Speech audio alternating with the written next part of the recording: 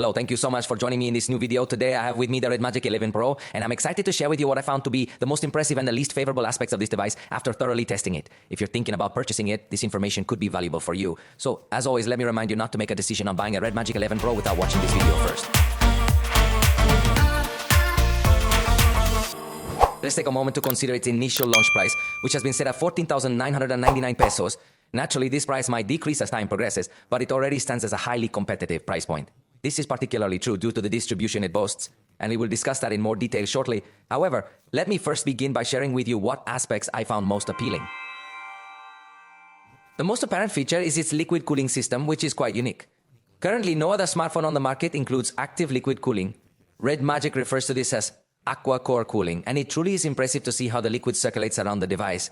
This is further enhanced by the fan that operates at 24,000 revolutions per minute, which is quite a remarkable aspect.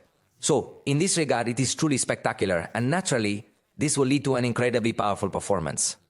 It is equipped with the Snapdragon 8 Elite, delivering extreme power and sustained performance, especially in long gaming sessions. For instance, Genshin Impact can operate at 120 frames per second due to an interpolation function.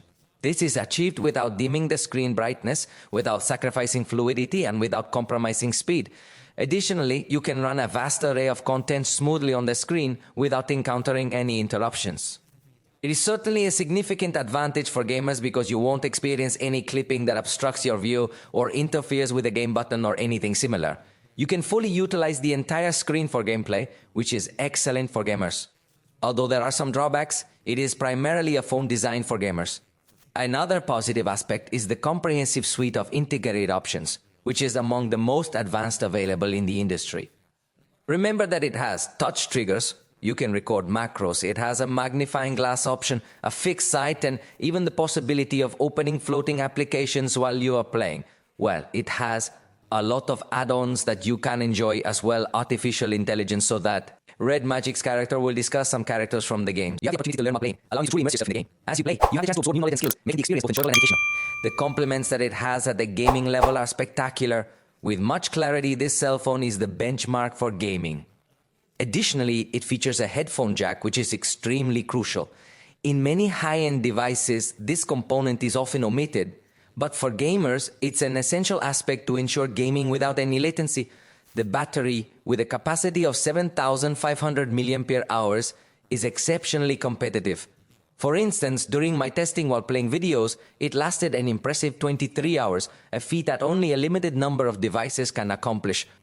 Another interesting and appealing aspect is the design, which is completely flat. The cameras don't stick out from the device's body, allowing it to be recharged seamlessly on a table. This is something that's nearly impossible with most current cell phones. So it's a distinct feature of this phone. It even has a fan, but don't assume that means it's not water and dust resistant. In fact, that's another positive aspect. It boasts an IPX8 rating. Although it still lacks dust resistance, it is now water resistant, which provides you with significantly more security when using it on a rainy day or even near your glass of water.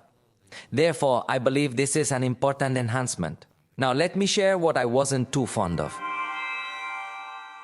The video is poor, with oversaturated colors, low dynamic range, and basic stabilization. In backlit conditions or at night, it's almost terrible. The front camera is also extremely bad. Even though having this camera under the screen lets us view without any interruptions, it sacrifices a significant amount of image quality. For very, very basic photos, it might still be somewhat okay, but it certainly doesn't provide a decent level of detail for video recording. It looks quite awful, as if the lens were completely stained and dirty. It would definitely not be something practical or useful. Interestingly, the screen recording used for creating gameplays was of low quality. The bitrate is quite low, which means that during fast movements, a significant amount of definition is lost. This results in a very basic and simple outcome, and you can't fully utilize the power of this device when recording gameplays. However, this issue can be easily fixed with an update. It's just a matter of sending out the update. And speaking of that, another thing I did not like is this software, which does not have a clear policy of updates, and also the operating system itself has some translation errors, where you can tell that the manufacturer does not pay special attention to the software. The sound has curiously worsened with respect to the last generation, since now in the complementary speaker we do not have double output, so the sound has lost a little amplitude with respect to the last generation. We should also mention that its distribution is quite limited. It's really hard to find it in a physical store. In fact, officially, you can only purchase it through the REDMAGIC store and Mercado Libre, both of which are online platforms. This might raise some concerns about after-sales support, warranty issues, and more, especially if you are quite demanding in that regard. I believe REDMAGIC still has room to grow significantly as a brand to offer something more appealing for those kinds of users. And obviously, at this price point, it really should include a telephoto camera. However, we all understand that this is a cell phone primarily focused on gaming. So while I could point out more shortcomings about the camera, you should be aware that it is essentially just a basic camera. Now, if you've already purchased it, please share your opinion in the comments. Let me know if your experience has been the same as mine or if you've noticed any differences. How did you find the experience with the games? Please put in the comments which games were your favorites and at what frame rate per second you managed to run them on this cell phone.